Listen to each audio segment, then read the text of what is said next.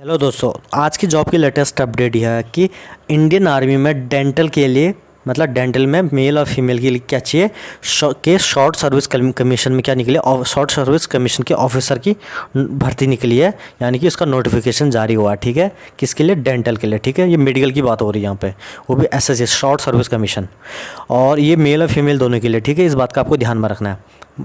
तो इसका जो नोटिफिकेशन निकला था वो 15 जुलाई को रिलीज़ हो गया था। तो इसके बारे में थोड़ी सी जानकारी पढ़ लेते हैं। Indian army dental corps male and female as short service commission officer notification has been released. Any male और female candidate who have registered and qualified in NEET MDS exam 2022 this year can participate in this army dental corp recruitment process for which online applications will run from 15 July to 14 अगस्त। ठीक है, वे candidate इस form को भर सकते हैं, mail और female, जिन्होंने who have registered and qualified in NEET MDS exam. ठीक है, जो नीट MDS का एग्ज़ाम जिन्होंने क्वालिफाई किया है। ठीक है, इस बात को आपको ध्यान में रखना है, वो भी इसको कर सकते हैं अप्लाई। ठीक है, कब से कर सकते हैं? 15 जुलाई से 14 अगस्त के बीच। आपके पास पूरा 1 महीना पड़ा है। ठीक है, और इसके लिए आप पूरी जानकारी आप इसके नोटिफिकेशन से ले सकते हैं। नोटिफिकेशन डाउनलोड कर लेना। शायद मैंने इसका नोटिफिकेशन देखा था, बहुत छोटा सा नोटिफिकेशन इन्होंने बहुत अच्छे से बता रखा संक्षिप्त में, तो आपको इसको देख सकते हैं। ठीक है, short service commission I think इसकी 10-12 साल की जॉब होती है, 8-10, मुझे इतना एक्यूरेट पता नहीं है। तो चलिए थोड़ी इसकी इंपॉर्टेंट चीज़ों के बारे में बात कर लेते हैं। एप्लीकेशन की जो इंपॉर्टेंट डेट है 15 जुलाई से इस फॉर्म को भर सकते हैं 14 अगस्त तक। ठीक है, और एप्लीकेशन की जो फीस होगी कुछ भी नहीं देनी। ठीक है, किसी भी कैटेगरी, वैसे भी डिफेंस में चाहे आर्मी एयरफोर्स नेवी, वहाँ कैटेगरी का कोई रोल नहीं है। ठीक है, आप किसी भी कैटेगरी से आपको वही प्रेफरेंस आपको सेम मिलेगी। ठीक है, वहाँ उनके लिए कोई मायने नहीं रखता कैटेगरी। डिफेंस की यही सबसे बेस्ट बात लगती है मुझे। ठीक है, चाहे सोल्जर है चाहे ऑफिसर्स हो, किसी भी लेवल पे। तो इसमें एज लिमिट की बात कर लेते हैं।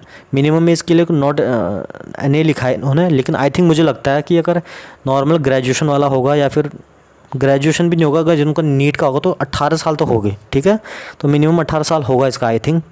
और इसका जो मैक्सिमम एज है 45 साल बोल रहा है, तो कुछ ज़्यादा ही बोल रहा है, लेकिन फिर भी देख लेते हैं। आप देख सकते हैं इसके नोटिफिकेशन में क्या दिया है। ठीक है, इस बात का आपको ध्यान में रखना है। इसमें जो टोटल पोस्ट है 30 पोस्टें निकली है, मेल के लिए और फीमेल के लिए। 27 मेल के लिए निकली है और 3 फीमेल के लिए।